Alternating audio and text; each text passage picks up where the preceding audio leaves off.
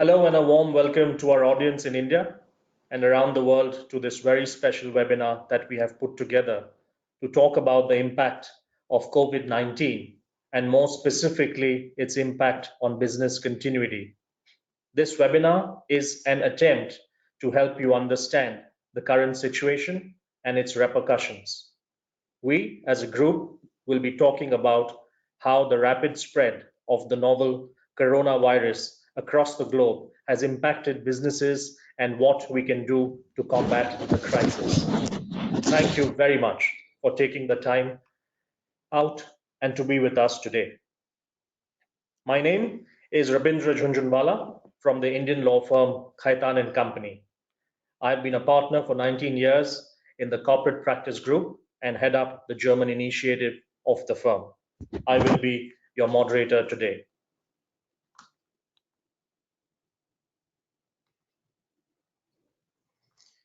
This webinar is a joint initiative between Indo-German Chamber of Commerce, Germany Trade and Invest, the Consulate General of the Federal Republic of Germany, and Khaitan and Company. I will be introducing each of the other speakers before they address you.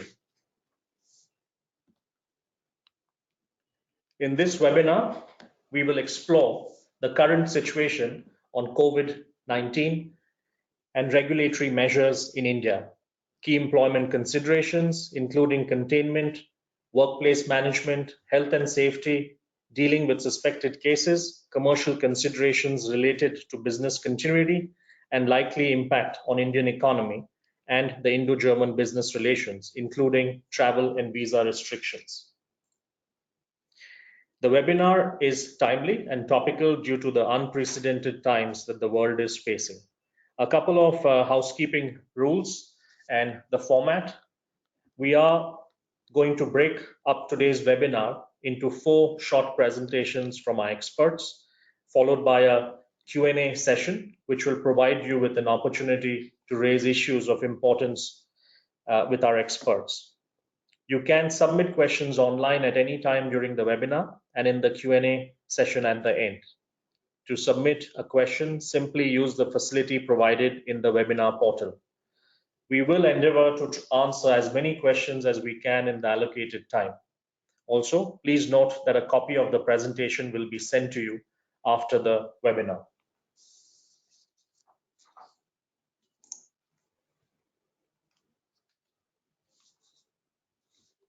Welcome to the webinar. You have entered as an attendee listen only.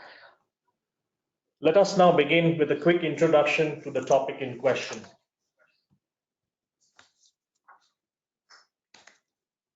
About 8 weeks ago, coronavirus wasn't a factor impacting the day-to-day decisions. But in a very short period, we have seen it unleash global chaos. Countries as a whole have gone into lockdown mode in an attempt to arrest the rapid spread of the disease. Major multinational corporations, entire countries, and recently the whole of Eurozone have adjusted their growth forecasts for the coming year on account of the blow dealt by COVID-19 pandemic. Markets across the globe have witnessed bloodbaths, with the Dow taking historic nosedives and closer home, the Nifty and Sensex following suit. This kind of an impact is unprecedented and lays the ground for a lot of uncertainty about the way forward. Despite being the world's second most populous country, with more than 1.3 billion people, the nation has reported 4 fatalities and around 171 cases, giving rise to questions about why the virus has not spread as rapidly as elsewhere. For some, the answer is the fast action that India's government took as the virus spread from China to many parts of the world. Taking rapid actions to limit travel by suspending visas and quarantining all incoming travelers has helped. All international passengers entering India undergo a universal health screening. Be that as it may, the crisis is far from over.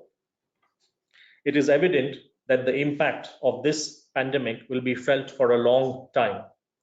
In such a time of crisis, it is important to be cautious and take stock of the situation carefully before moving forward. Moving to the next session, I would like to introduce my fellow partner, Anshul Prakash, who is going to take us through the updates from an employment practice perspective. Anshul is a partner in the employment group. He sits out of the Mumbai office and has been extremely busy helping clients on COVID and steps to be taken. He is well recognized in the industry for providing legally sound and prompt advice and has worked with various prominent domestic and international clients on a range of matters relating to employment. With that, I would like to hand it over to Anshul. Over to you. Thank you, Ramendra. So I'll just cover a few points in terms of workforce management in the backdrop of COVID-19. Goes without saying that the Ministry of Health and Family Welfare has been issuing guidelines as well as the local administration across the country. It is important for the employers to, as of now, keep updating their employees, spreading awareness at workplace in terms of how they need to maintain personal hygiene, and of course social distancing in terms of working at a reduced capacity, which has been the talk of the day. Majority of the circulars which have been issued by the local administration have been emphasizing upon the point of employees being allowed to work from home. The question in terms of whether there could be leave adjustments, the response has been that the government is not encouraging any leave deductions, at least for the time being, until 31st of March. It is advisable for employers not to immediately take drastic measures to have employees forced to avail leave or have leave adjustments from their salaries. It is important to wait out till 31st March until there is a clear assessment from the government on what exactly is required to be done from a legal standpoint. In terms of any immediate reporting requirements, when it comes to a symptomatic employee being there on the work premises, it is important for the employer to not just require the employee to report it, but also immediately have a reporting to the nearest designated health authority. The question is also about maintaining business continuity wherever it is not possible for employees to work from home, and there is a requirement by the local administration to maintain certain headcount which stands at 50% at present. It is important to understand the nuances involved from a legal standpoint. There is a closure.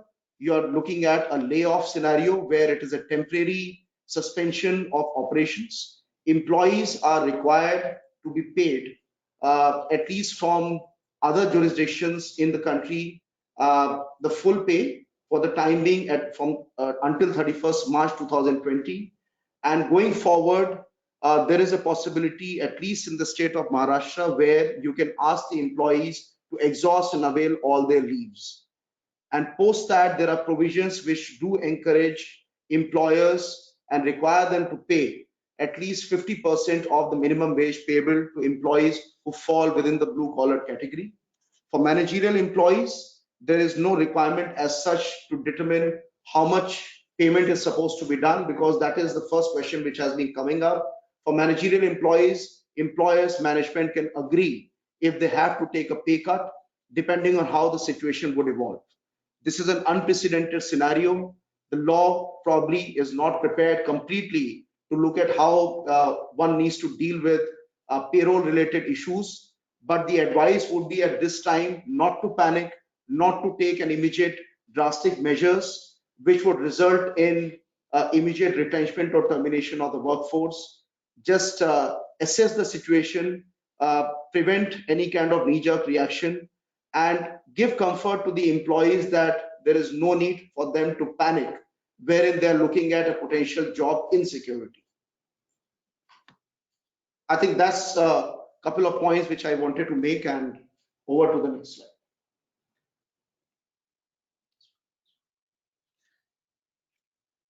Thank you very much, Anshul, for bringing about, for sharing your thoughts on the employment piece. If I may introduce the next speaker and another fellow partner from Khaitan and Company, Samir Shah. Samir is also located in the Mumbai office and is part of the corporate practice group.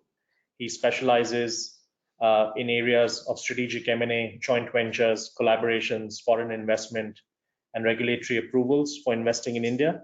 He's also advising a number of clients on other issues pertaining to pharmaceutical, healthcare, retail, and franchising sectors. So over to you, Samir, to take us through on some of the commercial considerations in these times. Thank you very much, Rabindra. For the benefit of all our attendees, we will speak of all commercial considerations in essentially two buckets. One is what leads to an operational impact, and two is what could have a financial impact on the business. The operational impact is very close to stating the obvious. There could be a disruption in your production cycle or your service delivery cycle, and it could be due to multiple reasons. Anshul has already spoken of cases where work closure may be needed or employees may have to be sent home. There could, of course, also be shortage of raw materials and so on. Hence, the business continuity plan becomes critical, and it is advisable that that plan be revisited from time to time so as to adjust to the current happenings at that particular point in time. For certain industries, more aimed towards the healthcare and pharmaceutical space, there are also reporting obligations in place with various authorities. And mind you, the day is not far where the government may ask you to focus on certain manufacturing or other priorities. For instance, in the United Kingdom, it is learned that the government may have already asked certain automobile manufacturers to focus on manufacturing ventilators. As far as the financial impact is concerned, all of the above has a direct impact on cash flow, whether inflows or outflows. There will, of course, be a period of reduced sales and realizations, and there will be an increase in cost due to preventive measures. What is heartening is that in yesterday's speech, the Honorable Prime Minister has announced that there is a task force which will look into what financial measures can be brought about to give some succor to the industry. Next slide, please.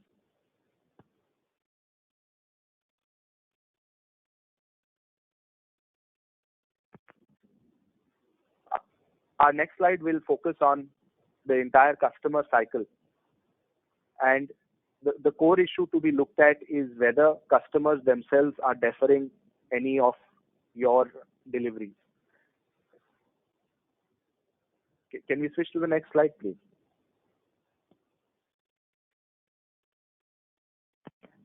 Okay. While the slide shows up very quickly, one would, of course, divide all customer obligations into either services or goods. Services typically are dependent on people to a large extent, and it is critical to understand whether the service delivery is on-site or off-site, because that would also depend on what sort of communication needs to go to the customers in terms of future service delivery. If an organization is involved in the supply of goods, it is relevant to assess what sort of safety stock in terms of raw material is available, what sort of products are currently work in progress and are in the process of being produced. But it is critical to look at all your contracts and understand what sort of obligations exist with reference to customers. Moving over to suppliers, and a very similar analysis needs to be undertaken on the supply side as well.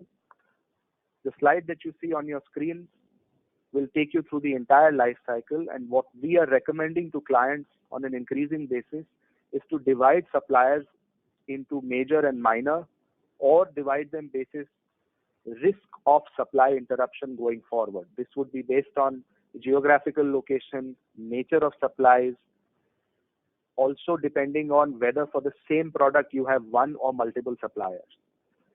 It is important to initiate a conversation, remain in continuous dialogue with these suppliers, so that the minute there is an issue or an apprehension, you are aware and are able to take preemptive action. Of course, if supplies are delayed or cancelled, you obviously have a very, very clear understanding of the fact that you have to take preemptive action. But there could be other issues, for instance, logistics difficulties. And we will cover a few case studies towards the end of this discussion. But There have been instances where products have been manufactured and shipped, but the receiving countries, for health and other reasons, are refusing to allow for products to disembark at their ports. In the context of suppliers as well, given there is typically a direct correlation with the customer side, please do assess whether your forecasts need to be revisited. But at the same time, it is our recommendation to resist the temptation to touch prices and other commercial terms. Bear in mind how and to what extent you demonstrate solidarity with your suppliers in this difficult time will dictate how they view you going forward. Most importantly, on the supply side, especially in cross-border supplier environments, there may be payment instruments in the nature of bank guarantees or letters of credit that could be open. Please reassess whether there is a supply issue and whether you need to revisit the terms and conditions of these bank guarantees and letters of credit. Can we move to the next slide, please? We will, of course, discuss the entire force majeure context. It applies to both customers and suppliers. But if your payment instruments on the supply side are open, in any commercial negotiations, they count for a significant amount of leverage. In terms of force majeure, one critical aspect to be understood is that Indian law is quite different from certain civil law countries, such as certain European trading partners. Civil law recognizes a concept called rebus sic stantibus, which means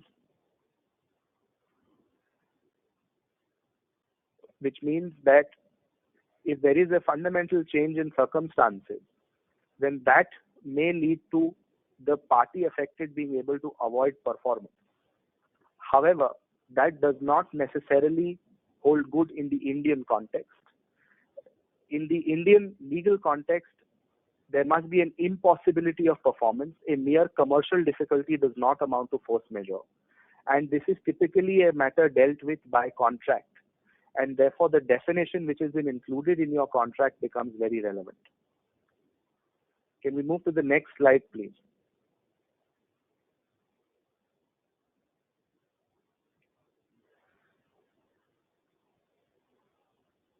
The slide that in terms of force majeure and how to invoke force majeure, it is a highly fact-specific circumstance, and therefore reviewing the clauses of your contract and assessing the governing law of your contract becomes very critical. There may be intimation or notice requirements which have to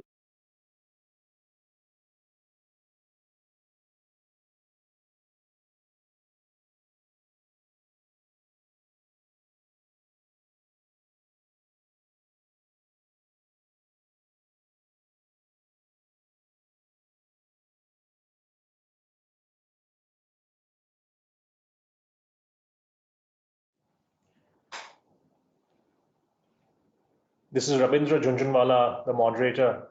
It seems we are having a problem with remote access. I have just lost one of my speakers. Kindly bear with us for 15 more seconds, and if we are not able to get him back on, we will move to the next section and come back to this. Thank you for your patience.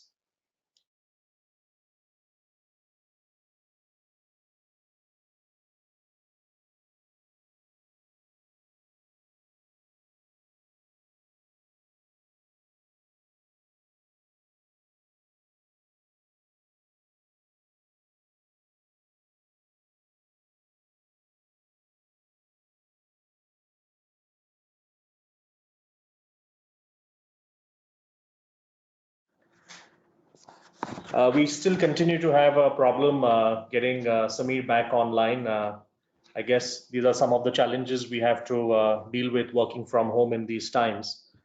While we try and sort that out, I'm going to take the opportunity and introduce the next speaker and move to the next section with a promise that we will come back to this slide if we are able to get Samir back online.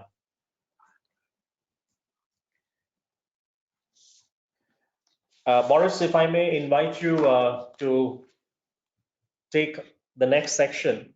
And Boris, Alex, who has been with the Germany Trade and Invest, which is the trade and investment promotion agency of the German federal government. He's been there since 2003. After heading the regional GTAI offices in New Delhi and Toronto, he once again took over the Delhi office as the director for South Asia in August 2019. He is a graduate of business administration and Japanese of the University of Mannheim and has previous work experience in the investment banking and consulting sector. Boris, with that, if I may hand over the baton to you to discuss the potential effects on the Indian economy and Indo-German business relations. Over to you, Boris. Yeah, thank you, Rabindra, for the kind introduction, and good afternoon to everyone from New Delhi. I think I'm the only one in Delhi from the speakers today. In the next 10 minutes, I would, as Rabindra already said, like to give you a short overview of my assessment what's going to happen in the next 3 to 6 months in the Indian economy due to the COVID-19 outbreak, and how it might affect the German-Indo trade relations as well. I didn't put a disclaimer at the beginning, but we all have to understand that we are now in a situation where the development of the parameters of what is going to happen and what is going to affect the economy are not changing like on a monthly or weekly basis as we are maybe used to it, but on a daily and an hourly basis. So while we're speaking, while we're doing this this webinar, there might be new measurements by the Indian government, new restrictions that would have direct implications and impact on the economy and on the individual businesses. Just for example, a couple of weeks ago when the whole thing started in China and factories started to shut down in China, there were a lot of politicians and representatives from the industry saying that this is actually a good thing for India because the disruption and the supply chains would maybe change the supply chain into the direction of India, so a lot of companies would rather procure their products from India, which would be a boost to the manufacturing sector here. No one is talking about that anymore. So you see that we have to face new challenges and new obstacles every day. So it's very difficult to predict how exactly the economy is going to develop in the next 3 to 6 months, because it's very difficult to say where we stand right now in regards to the outbreak of the COVID-19 in India, as it was said in the introductory. Did India succeed with their swift actions to close more or less the borders, don't let anyone from affected countries in? Are the numbers that we're seeing right now, which are on an international comparison very low, are these real numbers, or is there another story to it? So will we see the exponential growth in the next couple of weeks that we have seen in other countries, or will we stay at this comparatively low level that we had for the past couple of weeks?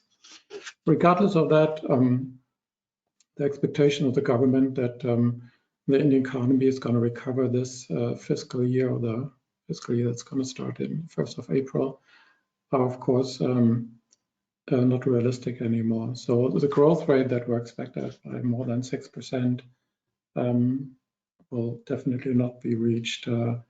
Standard & Poor's has just recently slashed its prediction for the next fiscal to 5.2%, as well as Moody's and Fitch also around 5%.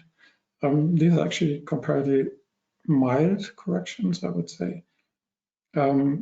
And I'm pretty sure that they will be revised on a regular basis, depending on how the COVID-19 crisis develops in India. The fiscal leeway is already under stress, even without this additional problem. So there's always a question: is there money? Is there enough fiscal leeway to bail out certain industries, to have massive stimulus packages as we have seen them in other countries? Because already for the fiscal year 2021, the government was expecting a deficit of 4.8%, and that's without the pandemic. So I think we have to wait for the concrete measures that the before mentioned special task force that the Prime Minister spoke about yesterday, headed by the Finance Minister.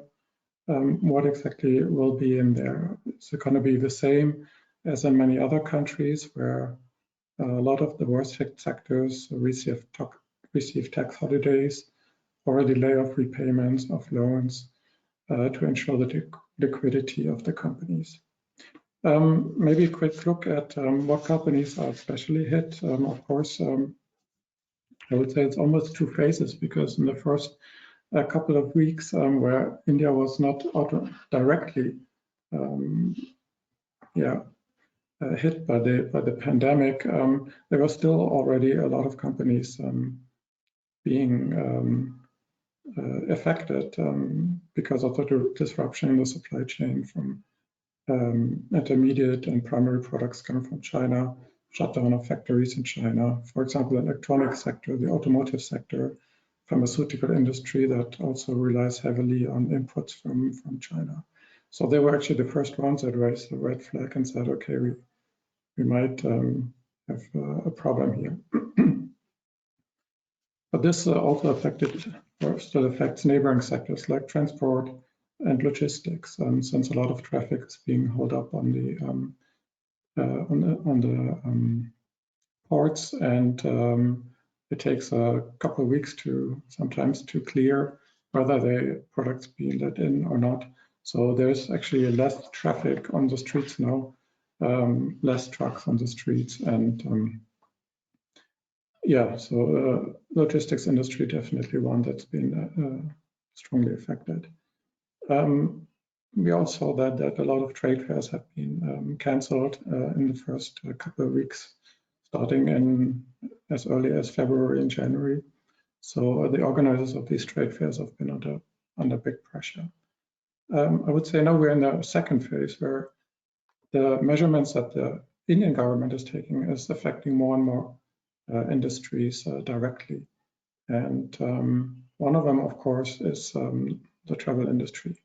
And with more and more travel restrictions being put into place, the aviation sector has come under a huge stress. And the government announced a $1.6 billion rescue package, but I think a lot of airlines have already said that they would not be enough to supply them with enough liquidity in the next weeks to come. Of course, the tourism sector, hospitality industry have been affected by the steep drop of foreign arrivals, and also now of domestic tourists because of the uncertainty. Will there be any domestic flights in the next week? So, of course, people are putting these travels on hold as well. The State Bank of India, for example, they said that just the tourism industry could face a loss of $7 billion in 2021, and a job loss of up to 38 million people who are directly or indirectly working in the sector. So past few days, large cities like India and like New Delhi and Mumbai today decided to shut down restaurants. So shopping malls are going to be closed, and this, of course, is something that especially hits the workers in the unorganized sector. What applies to a lot of people in the service industry. So I think that these are problems that will then transpire into other areas. A loss of income for a lot of people, be it domestic helps, be it drivers in the service industry. Of course, if there's no money, they won't go shopping. So this will affect the retail industry as well. Fast-moving consumer goods that were already under pressure will now, with maybe measures like shutting down wholesale markets, which affect the supply chain, see additional problems. The construction sector is also something that we have to look at, because it, of course, relies heavily on the infrastructure investments by the public sector. And the Indian government was announced at the beginning of the year project pipeline of $1.3 trillion US, and well, depending on the financial measures they have to take now to bail out sectors or to form stimulus packages, there might just not be money to invest into building streets, and that of course will have a big impact on the construction industry and also manufacturers of the construction machinery, of course. Other industries might not be as hardly hit, for example, the IT industry, because they have the infrastructure to have a lot of their staff working from home and still be working on projects, etc. So that is something that they might cope better with than other sectors. However, if the ones that are giving the money to the IT companies will not be liquid to finance the projects, and of course that will also have a negative impact on the IT industry. Inter-German trade relations, of course, will somehow be affected. We don't have the numbers yet because it is too early to make a call here. UNCTAD said that India will lose roughly 350 million through the pandemic in trade. So if you look at the structure of German exports, it's pretty clear that there will also be effects, because Germany exports mostly machinery and equipment for the industry. So if there's a slowdown in the industries here, of course, less demand for machineries. Same goes for preliminary products, for plastic, iron, steel products, etc. So there will be very strong effects on the supply chain. But in the end, I think companies will be thinking about more flexibility in their supply chain, not to rely heavily on one supplier or one supplying country. So I think that's going to really make a big change in the months and probably years to come. So this concludes my remarks on the potential impact, and I hand it back to you, Rabindra.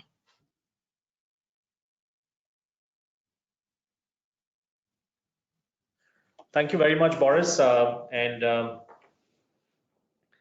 Samir, if you're back online, can we ask you to start on slide 10 and very quickly complete your section so that we can move on to the final leg, which Anya is going to be doing. Samir, are you back online?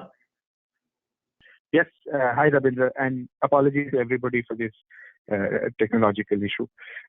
Back on slide 10, which is where I left off on force majeure. Very quickly, as I was explaining to myself, it is a fact-specific assessment. It's very critical to review your agreement and its specific clauses very carefully. You must assess the governing law of the contract, because particularly in cross-border contracts, it won't be Indian law which will help or make life difficult for you. Each governing law will have its own nuances. One point I'd like to emphasize on is intimation or notice requirements, because points of formality in a force majeure will count for a lot. Even in normal times, when such level of pandemics have not been seen, courts have been known to look at the process for invoking force majeure very strictly. So if there is a notice requirement whilst you're undergoing the force majeure, please serve the notice. An afterthought will not be looked at kindly. Also, mind you, when your force majeure argument is being tested in court, that will be a good 18 to 24 months from now. And hopefully by then, the entire empathy/sympathy around the pandemic will have exhausted itself. And courts will look at this from a very standard yardstick. So please bear that in mind. If we can quickly shift, Rabindra, to the next slide. And that's really the mantra which we are giving to all clients as to what is the other form of mitigation that you need to bear in mind. Business continuity and contingency plans for all departments need to be initiated and reviewed from time to time. Insurance is something which we can't stress enough on. It's important not only to have health coverage for your employees to reduce costs. Please consider whether you have in place adequate keyman insurance if your business is in fact centric to 1 or 2 or 3 people. Also, how you act during this period, please conduct a reputational impact assessment. While you must come across as somebody who caters to their interests, you shouldn't come across as a selfish or opportunistic person who's acted not in the best spirit going forward. It will affect how your counterparties treat you, and please keep open lines of communication with all your counterparties.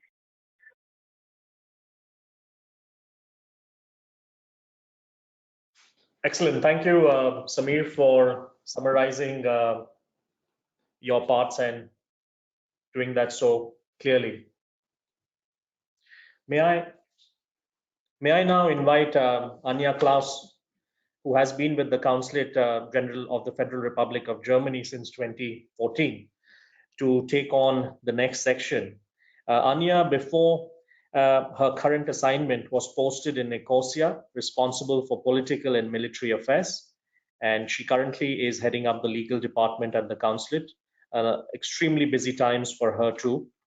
She is a graduate from University of the Ministry of Foreign Affairs in Bonn and has extensive knowledge and understanding about crisis management and politics. Anya, if I could hand it over to you and ask you to share your experiences currently in dealing with COVID-19. Over to you. Yeah, good afternoon, Rabindra, and thank you for inviting me being in that webinar. It is indeed, these are very busy times for us. It is the biggest challenge that anybody of us has ever gone through or is living currently. It has affected all of our lives, all of our business and daily routine in the consulate, in the missions, but also everybody of us. So what have we done as German Consulate General? We have made a task force of handling the visa and travel issues, and of course of the needs of our German community and the European community here in India.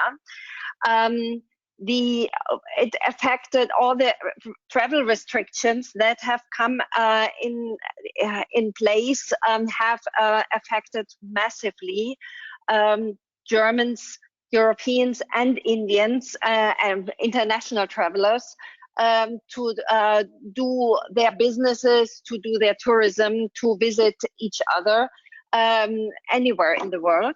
So we are monitoring together with the Indian government and with our government which restrictions are in place, how can people still move from one place to the other, and basically due to health considerations, everything has shut down currently.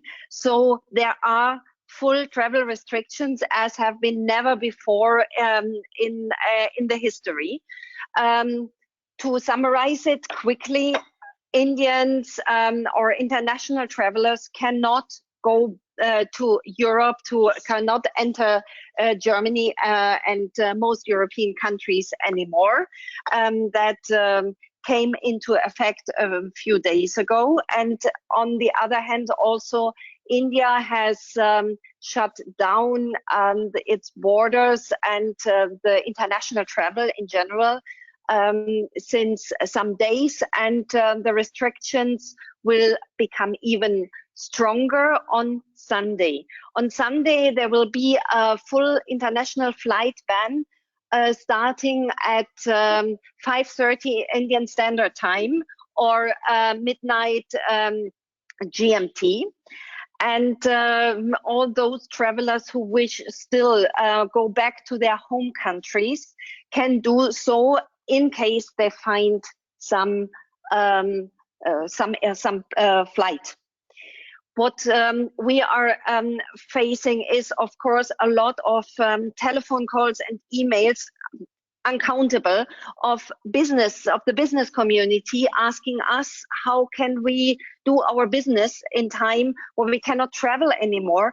How can we do how can we notarize contracts? How can we be in touch together? How can we sell our products? And therefore we need to find with all our Indian legal partners and the German legal community and the government, of course, solutions where we can continue our effort of strengthening Indo-German, Indo-European business relations. So far, due to the latest announcements of the Honorable Prime Minister, and just an hour ago also of the Chief Minister of Maharashtra, with lockdowns and curfews and restricted movements, all related due to health issues. And if I may say so, please everybody follow all these rules that have been set into force. Due to these latest restrictions, we were forced to close down our regular business in the consulate. We can currently not notarize contracts. We can currently not issue visa for Indian business travelers and tourists, unfortunately, till the health issue is solved, or better, or to say it better, if the consideration then that the restrictions can be lifted has been taken by the responsible governments and then be communicated. Until then, all visa processing is stopped. All visa for tourists and business travelers and visitors to the Schengen countries remain cancelled till mid of April. The same is for European citizens who would like to travel to India. There are same restrictions. It is all in regards of the health issue. Stay away from each other, keep distance, keep safe. As soon as we can, we will definitely start the visa processing again. And in the meantime, we have to find creative solutions to be able to serve the community, the business community, to continue their needs and to make business.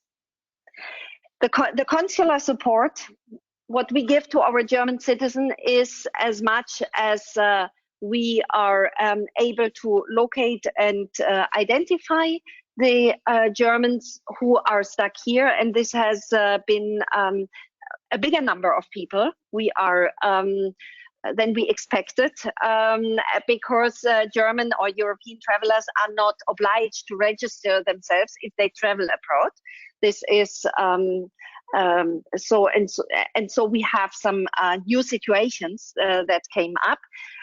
We are currently we have opened a web registration form where German stranded business and business people, tourists can register, and then we try to find the best solutions for people to stay safe here and as soon as travel is possible again, or if different kinds of solutions can be found to help and support people to travel to their destinations again. And I'm looking now forward also to all the questions that you have, and would like to give back to you, Ravindra. Thank you very much, Anya, for your section. Extremely trying times, and I think it is testing everybody to its end. I hope we will all come out trumps. Ladies and gentlemen, with that, we have sort of concluded our presentation, and we will move to the Q&A section of this webinar. While the first few questions come in, we are going to address some questions that were sent by various contacts earlier on and have been identified and added as case studies. If I can very quickly put that slide up, and Samir, if you could very quickly take us through the responses to these, and we are simultaneously collating the other questions which are coming in. Over to you, Samir. Thank you, Rabindra. So, ladies and gentlemen, as you can see, like Rabindra said, all of these are based on questions we received. Some of them are overlapping. So the first question is, machines were delivered to India, engineers were due to travel in April, but they cannot travel because of the restrictions. What is the liability? Well, this depends significantly on the terms of the contract and whether there's a force majeure provision or not.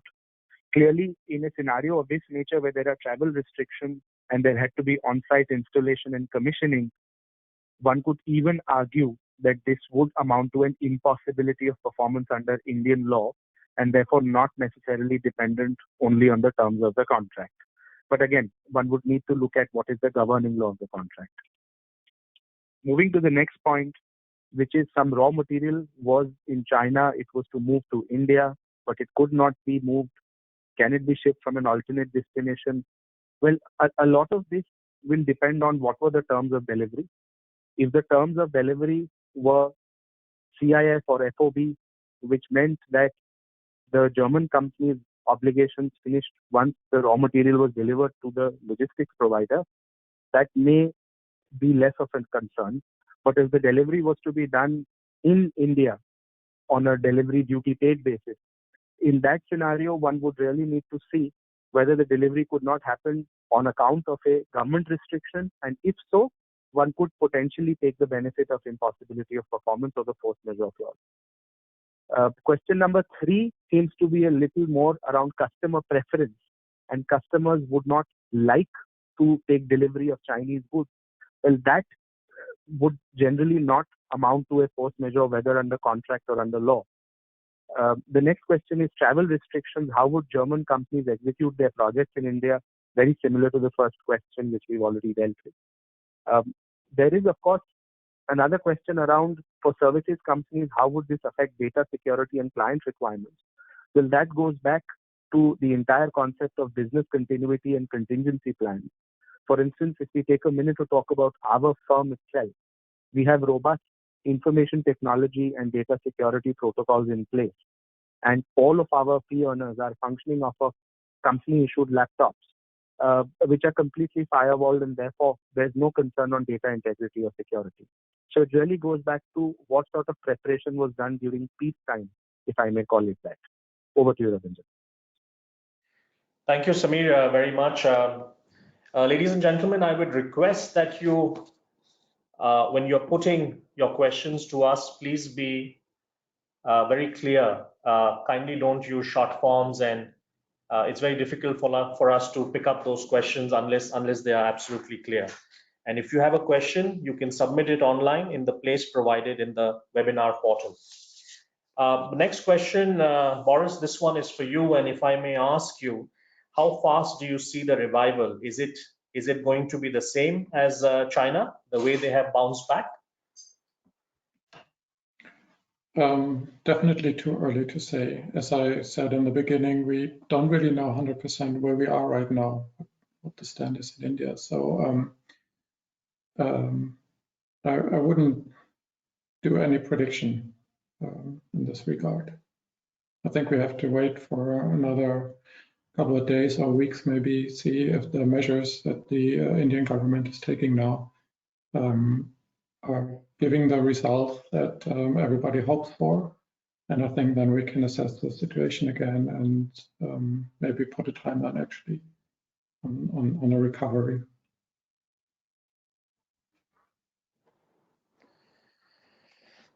Samir, there are quite a few questions which have come on force majeure. And if I may club some of them and you could possibly take them together. For example, which party is required to prove force majeure? What if there is no force majeure clause in the document? How should we announce a force majeure? And if the force majeure clause does not talk about an epidemic, how are we supposed to treat it? Could you sort of club these questions in one and take the next question, please? Sure, Ravindra. So going in sequence, the first question, as I understood, was which party is required to prove force majeure. Now, generally, having looked at how these clauses and these notices play out in due course, when a party picks force majeure as an excuse for non-performance, that typically triggers a discussion. And only when there is a dispute does it ever really go to the extent of proving. But assuming that were to happen, it's quite obvious that the party suffering from the force majeure so claimed will have to establish what it was. If there isn't a clause on force majeure at all, as I explained, please look at the governing law. One significant difference between Indian law and a lot of European countries that follow civil law is that we do not have a concept of fundamental change in circumstances. And therefore, commercial difficulties in performing contracts are typically not looked at favorably as an excuse for performance. It would have to be an impossibility of the nature of the government-imposed travel restrictions or goods unloading restrictions. If you have a clause and it doesn't refer to an epidemic or a pandemic, and which is quite often the case, please look at what is the further consequent result. Because of the epidemic, is there a shortage of raw materials? Because of the epidemic, is there a lockdown leading to people not being available? Look at the final cause and see whether the cause fits into the clause or not. Lastly, how do you announce it to parties? In almost all instances that we've seen in the past, a reasonably well-drafted clause will have a notice procedure in place, where typically the party suffering from force majeure must flag that off immediately, and parties must enter into discussions, and thereafter assess whether or not they agree, disagree, and eventually this may even lead to termination or postponement of performance.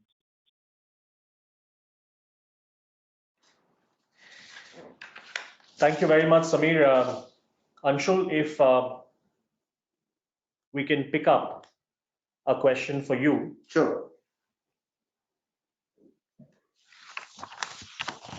There are some questions on compensation and wages with respect to delays, with respect to people not coming into office, or for some reason they are not able to join work. How are the compensation and wages to be treated? So I think as mentioned in during the discussion we had as part of the slides which I had presented on, for blue-collared workforce, non-managerial workforce, there are provisions under the law, specifically which arises from a situation where the establishment is required by an order of the appropriate government to shut down in the backdrop of an epidemic. And in that case, provisions do exist where, at least in the state of Maharashtra, which is the financial hub, employees would be required to avail all the leaves standing to their credit. And post that, for a certain period of time, minimum wages at 50% would be payable to them. Of course, the perspective of whether the managerial employees can be subjected to any adjustments, that is purely contractual. So management has to take appropriate call on how they need to communicate with the employees on such matters. But yes, the legal provisions do exist. Thank you, Anshul. Anya, there is a question with respect to the impact on visa processes for students. I understand that the EU has put some restrictions in place for visas up to 30 days. Does that apply to students as well? Yes and no, it depends. For students who have traveled, for example, during the holy holidays here to India, and have already started studying in Germany, means they have entered Germany a while ago and they have taken residency there for the purpose of studies. They can enter Germany again. All those who are first-time travelers who have the visa for entering Germany for studying purposes, they are excluded from this. These visas are cancelled. And all visa, yes, are cancelled 30 days, at least 30 days till, so far it's till 15th of April. And this decision is under constant reconsideration of the government. Thank you, Anya. Samir, the next one is to you, and I find it very interesting because I think currently we are dealing with a situation like this. The question goes, can the Indian customer terminate the contract even when the goods are on its way to the destination? And the delay here in delivery is due to the default of the logistics service provider. Sure, thanks. Thanks, Rabindra. So there, again, the question is threefold. One, the logistics service provider was engaged by whom and whose responsibility was it? So for instance, if it was an ex-works contract, then it was clearly the customer who was to pick up the products from the supplier's premises. If that isn't the case, or if it is an FOB or a CIF delivery, again, the logistics services provider would be the customer's responsibility. Assume it is the supplier's responsibility. Even in that scenario, one would really have to see whether a delay tantamounts to a termination event under the contract itself.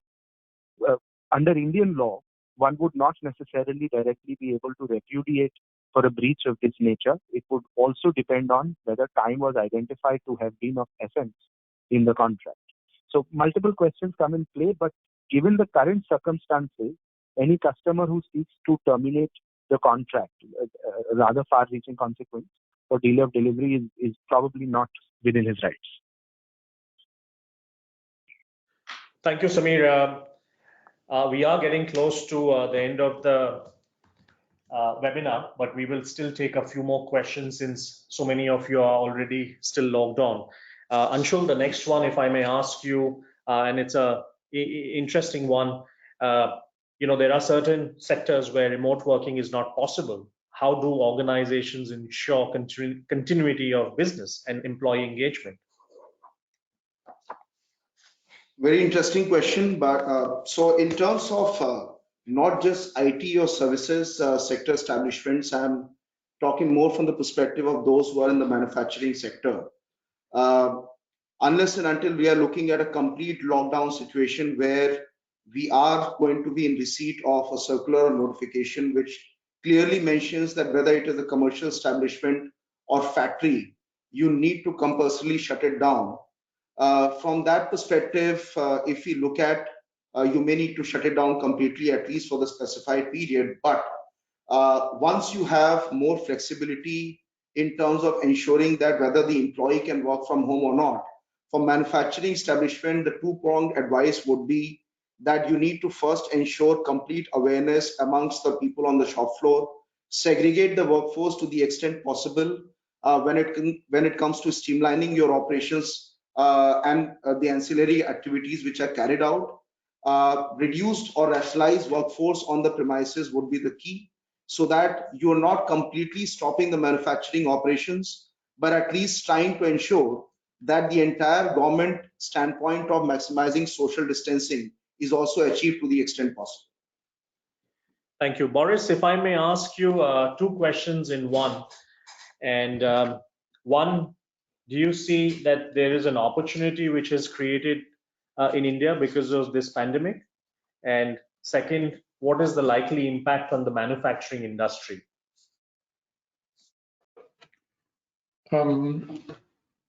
Yeah, so I think there will be, in the future, there will be changes to the supply chains around the world. I think a lot of industries, a lot of companies in Germany and other places will review their supply chains and diversify more, which could have potentially a positive impact also on the Indian manufacturing sector.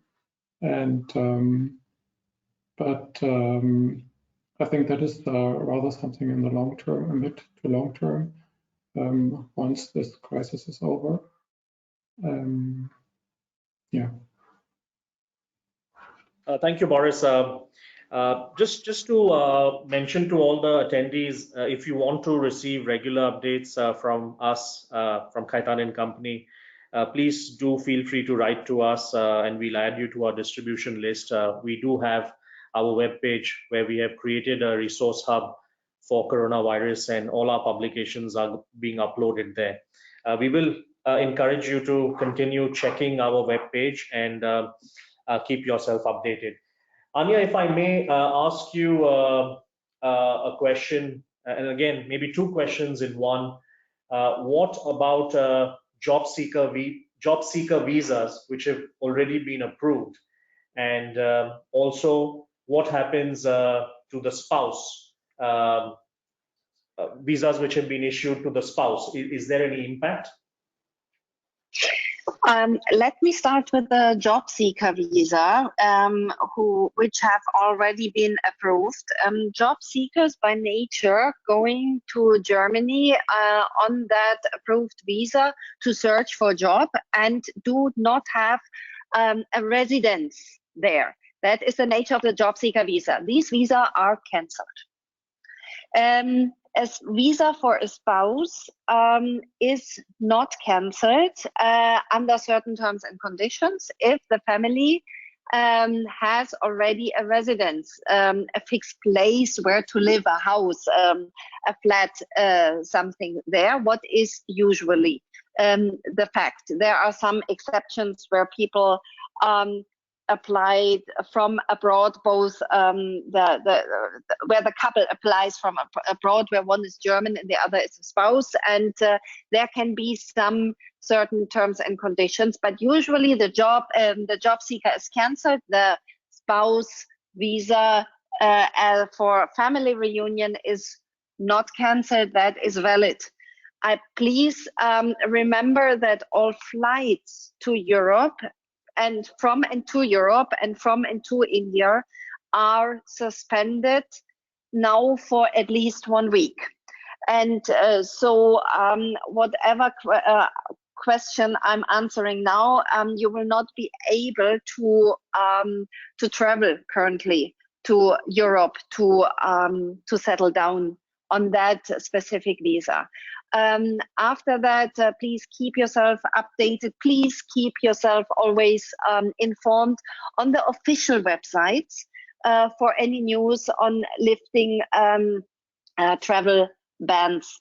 And one other point I would like to underline: please use only and exclusively the governmental web pages or a Twitter account or social media accounts. Please do not follow and believe all the fake news that are getting sent around on various chat groups. There is so much misinformation. We have listed everything that is necessary for you to know, and as recent information as possible. We have listed it on our website, india.diplo.de, on the Ministry of Foreign Affairs website. The Ministry of External Affairs of India has also, together with the Bureau of Immigration, they have excellent information. And travel advices, and please inform yourself there. And if there is any further question, please also don't hesitate to write to us, to the consulate directly. Thank you very much, Anya. Ladies and gentlemen, I know we have gone over time, but considering there are still about 200 attendees in the webinar, we are going to extend it by a few more minutes and take one or two final questions. I would also request you, while we are all online, that if we will be conducting a live poll to get your immediate feedback on the webinar. So do select an option on your screen. As soon as we finish the Q&A session, we'll keep this open for about a minute or so. So before you log off, please do give us your quick feedback. We will also separately send you a feedback request, and do take some time out to give your critical feedback. We do take it very seriously. So Anshul, there's one comment which is coming up for you, and it's about the validity of agreements with workers for reduced work days, work hours, and consequent salary reductions. Your thoughts around it?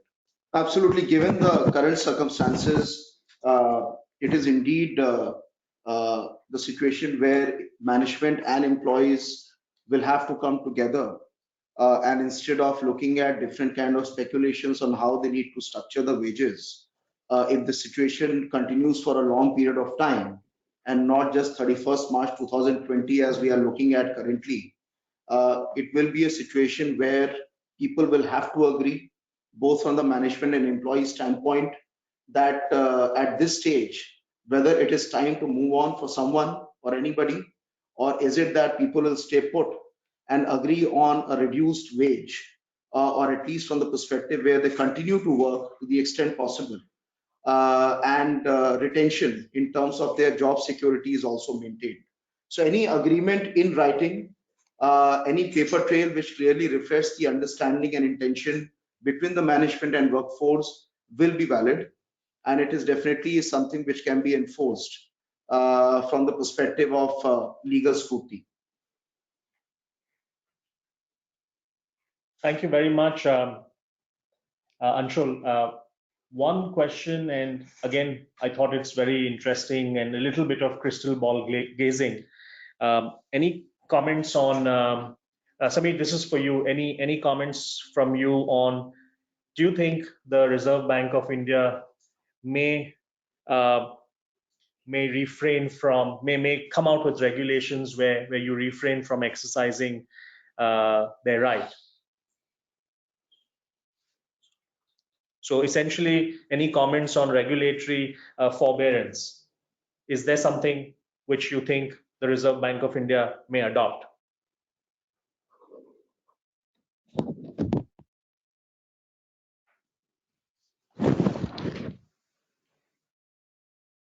Oh, I see I have lost my colleague again. Anyways, we are way over time. So thank you very much for your questions. We will come to an end to the webinar. Our poll is open now. If you don't mind taking 30 seconds, that's all it will take for you to fill it up. Do give us critical feedback. We hope you have found the session helpful. Apologies if we were unable to take your question. There were quite a few, some which we couldn't understand. The email IDs are mentioned in the presentation. Remember, the presentation is going to be circulated after the webinar is over. So the poll is open, ladies and gentlemen. If you don't mind taking 30 seconds to fill that up, that would be of immense help.